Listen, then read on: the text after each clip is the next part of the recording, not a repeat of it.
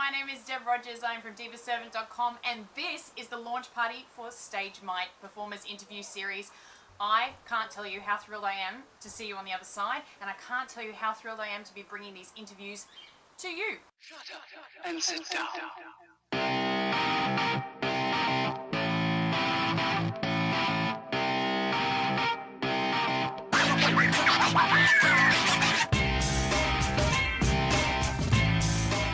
This series is for you, the up-and-coming performers, or perhaps the performers in the profession who are wanting to get the inside edge.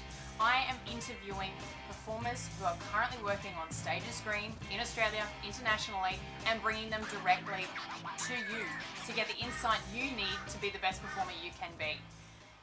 So let's do this. My first guest is a feminine force. She's a graduate of the music theatre course at Whopper. She's performed in productions of Crazy For You and most notably made her professional debut covering the role of Elphaba in the Australian production of Wicked. She's a columnist for Aussie Theatre and she is a wellness coach. Please make welcome Sophie Wright. Sophie Wright, thank you so much for joining me. Thank you very much for having me. I'm very excited to be Skyping with you. Skyping. Now, we were discussing this just recently about the fact that we have actually been to the same university. We studied different courses. We both went through Whopper. However, we hadn't actually officially met. And then, I know. And then suddenly we've found ourselves in a similar situation, pursuing similar things with a similar goal. Let's talk a little bit about yourself and the creator wellness brand that you've created as a coach. Yeah, it's pretty. It's quite funny to think alongside with my performing, but it's quite. I wouldn't really believe it. So it's sort of gone into this different journey of my performing. I keep saying journey. I hate that word. Anyway, so basically it started a few years ago. I graduated from Whopper. And after graduating, you go through that time where I went from high school timetable to Whopper timetable to the real world. And I was like, oh, what do I do? A few of my friends got jobs straight away and I didn't. So I was sort of in the real world trying to work out what to do and how to really keep on track of my performing and everything like that. And so I started reading a lot of personal development books. And I got into a lot of like sort of spiritual gurus and everything. I really got into all these books and I really, really enjoyed it. And it really helped me through that time. And so I started, once I got cast in Wicked, I started a blog. I was really interested in the personal development section, but I also, it was crazy how linked it was to being a performer and how needed it was. Just things like meditation and sort of, resilience and confidence and self-love and all that sort of stuff is so needed in the performing industry. So I started a blog and I started getting a lot of feedback from young performers. Particularly, and they were sort of saying things like, I get so nervous and I don't know how to conduct myself in audition. How do I get over auditions? All this sort of recurring theme. And so I knew that something was needed. I knew that, young performers particularly needed this support. And we didn't really get taught that at Whopper. So I did a lot of research and I did a course in coaching and everything. I did a lot of things like that. And I sort of built this business and started coaching people and have had really awesome, amazing results. So I'm really excited to see how it continues to grow and, help performers. Because it's quite a growing, ever-growing community, isn't it? You've got a Facebook page, which I see there's a ridiculous amount of young performers particularly on there, and colleagues and friends of mine who I'm on there, and I'm on there as well because I definitely support what you do, and I believe it's desperately needed. Absolutely. The profession's crying out for it, which is something that it's reassuring to see that people, like us, I guess, but people are starting to recognise that, and there's awareness being built around it, and so on and so forth. Definitely. You mentioned Wicked, we've mentioned Whopper. Let's go right back to the beginning and just give us a rundown of what where you've come from, why performing arts, why music theatre? I think I was performing very, very early on. I used to like sing and dance in the kitchen to distract from cleaning up. So like we'd have to clean up and do the dishes, and we'd have specific jobs, and I'd be like, hey, look at this, I'm not cleaning up. So I definitely think I started performing at that age. So it was like around 5, I guess. And I started doing dance classes. I started doing singing lessons, everything like that. I started actually doing introduced to theatre until a few years later, and I did AME exams and everything like that. And I think in AME classical you have to do one music theatre song, and they're normally from like Oliver or some of those classic music theatre pieces. So I really enjoyed that. And I remember actually thinking when I was younger, music theatre, it just sounds like you're speaking and singing at the same time. It doesn't sound operatic or anything. It doesn't sound like this opera thing. Yeah. And I knew that opera wasn't something I wanted to do. I knew that. I just, I guess I just started learning classical, as it's a great base for singing. And so music theatre, I started doing musicals at school, in high school, and I knew I got to a point in maybe year 11 and 12 where I wanted to get into opera. That's all I wanted to do. And I don't know why I got that idea. I just came. I honestly don't remember how. And so I sort of had that goal in mind, and luckily I got in straight from high school, and I went to Whopper and moved over to Perth and had 3 years of just doing what I loved, which was amazing. And a move because you're an East Coaster. Originally you're from Melbourne, that's correct? Sydney, and now living in Melbourne. Is that correct? Sydney. I'm actually from Sydney. From Sydney. I'm from Sydney, now living in Melbourne. Yeah. It's always one of the two. Yeah. And you moved over. Tell me more about that move, because I did the move from Brisbane to Perth. So the East Coast to West Coast move is mammoth. Yeah. And people don't realise how big a move it is until they actually have to do it. Tell me about the move. Tell me about what you did to sort of help you move, and how you coped and so on. Yeah. The move was pretty. I don't think it was that hard for me, to be honest. Just remembering back, I mean, I was 18, and when I think about it, I moved out of home when I was 18, so that's pretty young. But I think the idea of Whopper is because everyone's from interstate, you feel like everyone's really in the same boat as you. And so moving over, everyone is so welcoming. I remember getting Facebook messages from people in second year and third year, just like, hi, you're coming to Whopper, blah, blah, blah. And it was so exciting to me that there were so many people so passionate about music theatre and meeting new people and sort of supporting everyone. So that was really, really nice. Learning to sort of be by myself, that was a challenge. I remember cooking for myself was quite hard. I put on a bit of weight in first year because I was sort of just like making grilled fish sandwiches. Yeah. And so it took a while to get used to that aspect. But yeah, the transition wasn't as bad as I thought it would be. That's good. And I do know the music theatre community, just to give a little bit of an insight for those who are watching, the music theatre community in Perth at Whopper is like this whole family. They only select like 18 or 20 per year of 400, 500, 600 auditions throughout Australia. And these are people who, the second and third years run around the campus on orientation week and banging stuff and harassing the first years before their very first concert in front of everyone. Yeah, that was very different. What was your first seeing that and being through that, and then being on the other side of it, making all the noise and the ruckus and really being supportive of this new group of first years coming through? How did you find it? It was like the thing is, like, all those moments, I just feel like I'm in a musical. It's so stereotypical. It's like Fame when everyone starts dancing in the the cafeteria or whatever. So in that moment, I think I was just looking above myself, going, "This is so over the top, but it's pretty amazing." I think it was a real moment of, I'm actually here and I'm actually doing this.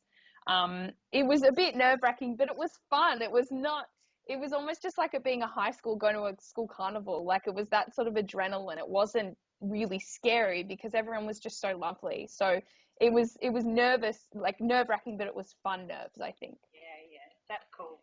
That's really cool. Remembering back and having that experience, which was fantastic. And it really is a very welcoming and slightly unnerving thing to present yourself with.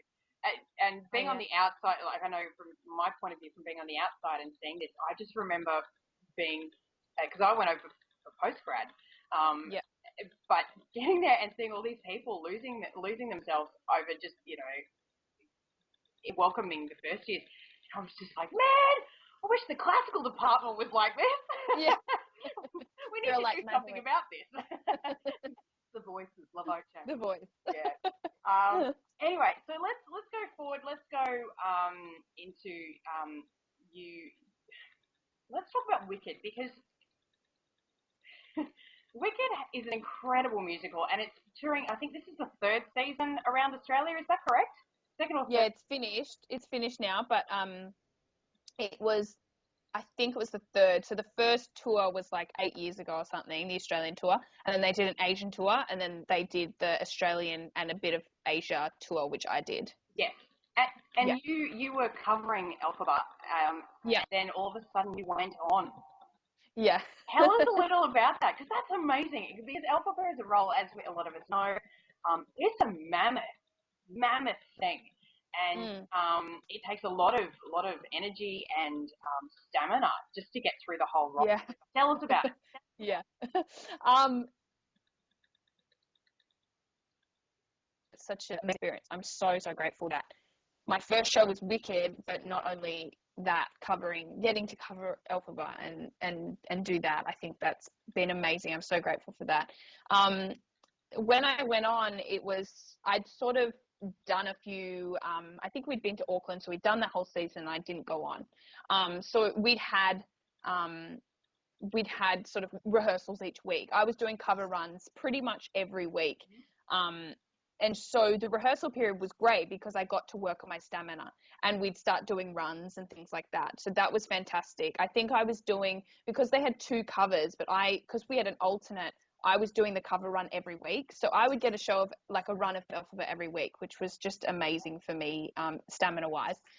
Going on for the first time, I think it was a dress run. And it was just so nice because all the cast were just so encouraging. And I don't think I was as nervous because it was a dress run. I went on again that week for my first audience, and that was really nervy. That was really, really nerve-wracking. And the biggest scary thing, but the thing I noted that I had to really learn was just to really, really trust that the work I had done will come through.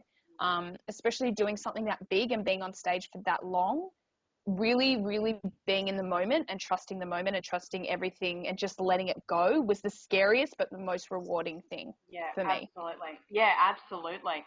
And tell us, because it would have been, like you were saying, very nerve-wracking, particularly with the first audience. And nerves are a big problem for young performers, particularly sort of trusting that what you've learnt is going to actually be there when you call on it. What do you tell your young singers regarding dealing with nerves? Because it's something that a lot of it, you kind of sort of skim over it as a training thing. So yes.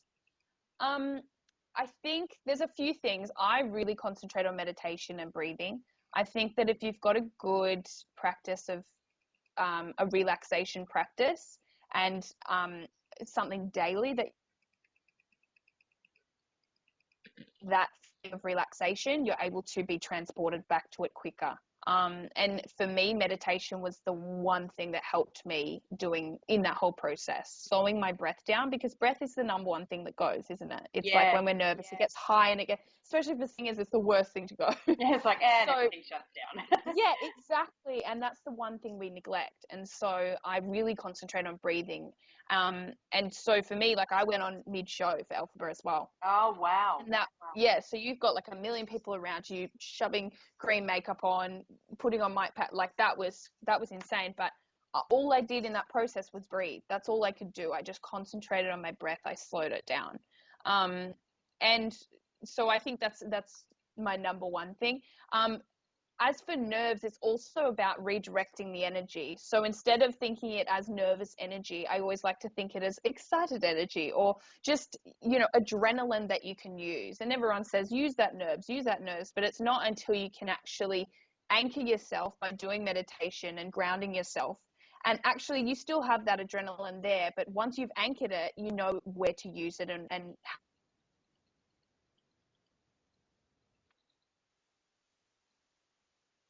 We've lost you for a second.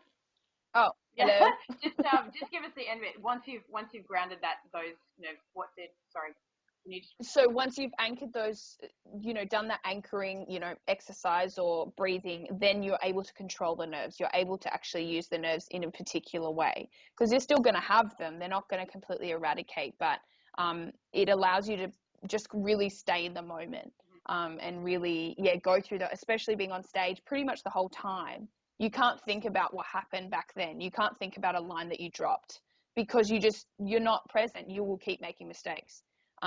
So that was another thing too, is to stay present with whatever you're doing and just ride the wave. Yeah, ride the wave, man. Just ride the wave. And also making sure that you're once you go back, then self-talk takes over, and that's a whole other issue to go through as well. So you don't want that, because then you're definitely not in the present, and it's hard enough going on a roll that midway, let alone the whole thing. So it's probably harder actually going on halfway through than it is to go on from the beginning, because then you sort of find your groove, and there is no groove finding for you. You just you hit the ground. Yeah. Let's have a look at this is probably a good time to have a look at what your rehearsal period preparation is like, aside from cover runs. How do you prepare yourself for a role like this? What is your process? You mean more technically, or just and breaking it down, like where do you start? Because you've got the phone call, your agent or the company manager has decided that they're going to call you, and you've got the role. Now what? Yeah, for me, I started singing. I did about three sort of the three major songs in the show. I started doing them back to back. So in rehearsal, like we'd rehearse obviously, and just singing the ensemble is stamina enough, because the ensemble pieces in Wicked are massive. But beforehand, I would just make sure that I'd sing, Wizard and I, No Good Deed, and Defying Gravity back to back. And that would be great for me stamina wise, because I know that I could, because you obviously don't sing them, after each other in the show. Yeah, obviously. So, my process sort of every day or every few days. In rehearsals, as I said as well, we got a lot of runs as the cover, but that was towards the end of the season. So at the beginning, we wouldn't get much practice at all. So I would just try and consolidate all my notes at the end of each day and just practice as much as I could. And but also being smart about it and not pushing my voice too much, because obviously going into that rehearsal period, you're going from doing not much to literally singing 9 to 5 Monday to Saturday. You need to be really cautious of your voice and preserve it. So so it was really a great learning process for me, but I found it really rewarding. Absolutely. Tell us a little bit more about your self-care regime, because you are doing 8 shows a week and have done 8 shows a week, and 2 shows normally on Saturday or Sunday, and suddenly you get presented with this day off. What do you do? How do you recharge? How do you suddenly just go? okay, stop for a second and not think about the next day because suddenly you've got, back into a 2-show day or, a 1-show day or whatever. So Yeah. talk us through it. Yeah, that was a real learning process for me because your days off, especially when you go to different cities, you want to sort of see the city. And so for me, I would feel guilty if I didn't do anything because I was like, I'm in New Zealand, I should see stuff. But in reality, we had to rest. And so it was really finding the balance between actually going, if you need to sit and watch TV all day, that is okay because you're doing this physical thing 8 shows a week and you need to rest your voice and you need to rest your body. So really allowing yourself the rest and actually getting over your whole ego of, I shouldn't be resting or I need to go see stuff. Getting over that and actually allowing yourself to recharge and do nothing and be a vegetable for a day is really important. But also I exercise every day and I find that really just good for my clarity and my focus in everyday life. So that's something I adopted in every city. I'd make and eating well as well. Just really, I'm very prepared with my meals. I would always make all my meals on a Monday when I had a day off, bring them all to work, just so I knew what I was eating and I knew that I knew exactly what was in my food and it could get me through this show and everything like that. Are you a coffee drinker? I am, but I only allow myself one a day. Okay. That's a big question. The whole, I don't eat dairy and I don't eat this and Yeah. this, and, you shouldn't eat this and you should eat that. Yeah. Because everyone's so different. It's intriguing to hear what people say. I don't eat dairy because of a whole range of reasons, and I certainly don't eat gluten. In fact, I don't eat any grains at all because I find my body functions without it better. I have better clarity, voice works better. But, man, if you told me I had to give up coffee, I love the taste of coffee. I think I'd kill someone. Yeah. It's nice to hear that there's another performer out there who go, you know what, on a day's fine. Yeah, I have coffee and I have milk and, I don't find it I think I don't know about dairy and how it affects the voice. That's fine. Yeah, absolutely. So whatever works for you, I think. But it's also interesting as well because I would have, if you had 2 shows, I would make sure I had a coffee in the morning.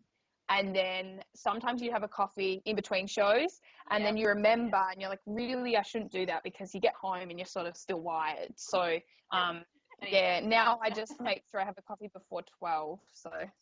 And then you're good for the 2 shows. Yeah. And if you're really needing the extra hit, you kind of have it as early as possible. Yeah, you have a little, exactly. I totally get that. Tell us, I'm guessing you're doing auditions at the moment. And I saw on your Facebook page today that you had an audition earlier today or yesterday. Yep. Yep. How do you find auditions as as something that you have to do? It's like the evil that we have to endure. To go endure. Yeah, exactly. But how do you address an audition? How do you address it as a necessary evil, but not get too wound up in it? This has taken a lot of practice for me, and it's something that I've gotten a lot better at over time, but it's something that is a constant learning process. I think auditions for me are constant learning for everyone, and they should always be constant learning processes because at the end of the day, we're always learning. We're always going to be better in some auditions and we're going to be worse in others. And sometimes we don't even know why or, what happens. But for me, preparing for an audition, I obviously know the song, I'm comfortable singing it or the monologue, whatever it is. Before the audition, I've always got specific self-talk, positive self-talk that I say to myself. I meditate it before every audition. And also I try and create an intention for the audition that's not like I need to get this job or I need to pay my rent or something really, really pushed. I try and do it a nice intention. Like today was just to have fun, and I did have fun. And so I was like, tick, done. after auditions, I try to give myself a bit of time to reflect on it. Because sometimes we just go straight from the audition, you're like wide and you're like, oh my God, what am I doing? I'm going to eat a burger. And we don't know how to, you're like, oh my God, how was that? I looked really good, but did they think I, sang well, blah, blah. And you go through it in your head. And so I've learned that, I've really learned how to let it go quicker. So I'll give myself that time. I'll go, right, I did this right, this right, this right. I'm really happy with myself. I didn't do this right. Maybe I'll work on this for next time. And then I just let it go. And I concentrate on something else. And that works for me, because if I constantly think about it in my head, it's something we can't control. We can control how we prepare for the audition. We can control how we sound, whatever. But afterwards, that's it. We can't control any of the situation. So. And we do try and control, as performers, we try and control everything that we possibly can, including the outcomes. And the reality is that it's an impossibility. We can't actually control anything. And it's just getting, I think, getting comfortable with the uncertainty and the lack of control. That you kind of sort of, getting used to that through and particularly with auditions, because you just don't know, do you? No. And I think for me, it helps for me to have my bigger why. Like I always say to my clients, my bigger why, or your purpose. Yeah. And I know what that is. And so every time I go through an audition and it might not go according to plan, I know that purpose, that's meant to be a learning curve, because it's going to, ultimately lead to whatever I'm meant to be doing. And so I just use that as a learning process. And I know that if you can trust that and really believe that, it's meant to be, then it's easier to bounce back from those auditions. Yeah, absolutely. Yeah, absolutely. So what we've been doing with all of our interviewees is a little bit of a 5 questions in 55 seconds deal. So we're going to take you through that now, because, well, I think you could do this quite well. We'll put the timer on. Okay. Limber up. I've been telling everyone to limber up if necessary, and and we will ask you 5 questions. Are you ready? Yep. Okay, hit ya. All right. In your opinion, what is your biggest career achievement to date? Definitely playing Elphaba. Check. Knowing what you know now, what is something you wish you had been told when you made the choice to perform as a career? It's not always going to go how you expect it to go. You just need to ride the wave. Big one. Who is your biggest inspiration and why? I'll say probably all the people. Oh, this is bad. Probably Gabrielle Bernstein. She's a spiritual coach, and she's helped me a lot with meditation. Yeah, spirit junkie. Yeah. Love her. Do you have a pre-performance ritual? It just cut out. Say it again. We'll pause it. Oh, no. Do you have a pre-performance ritual? Okay. Yes, I do. I make sure I get there early. I eat. I meditate. I say some positive affirmations. And then, I perform. You perform. And last one, what is a piece of wisdom you would offer to someone on the same path? Trust the process, and the rest will fall into place. Hey! You just made it. Sophie Wright, thank you so much for being with us today and for sharing all this wisdom. Guys, I hope this has been of use to you. If I would personally suggest you go and check out creatorwellness.com, because it is an incredible website, incredible programs, and Sophie's incredible as a coach, so please go check it out. Until next time, I will see you on the flip side. Bye. Thank you. Bye. Yay! It'll be fine. I'll edit that. Thanks for joining me for the Stage Might launch party. I hope you enjoyed this interview as I did, bringing it to you. And there is heaps more to come. If this has helped you toward your performing dreams and goals, why not let your friends know by sharing the love around? And for all the coaching, mentoring and training resources you need, go to divaservant.com. Follow me, D.Rogers, the Diva Servant on Facebook, or head on over to Instagram. And we'll see you on the next interview.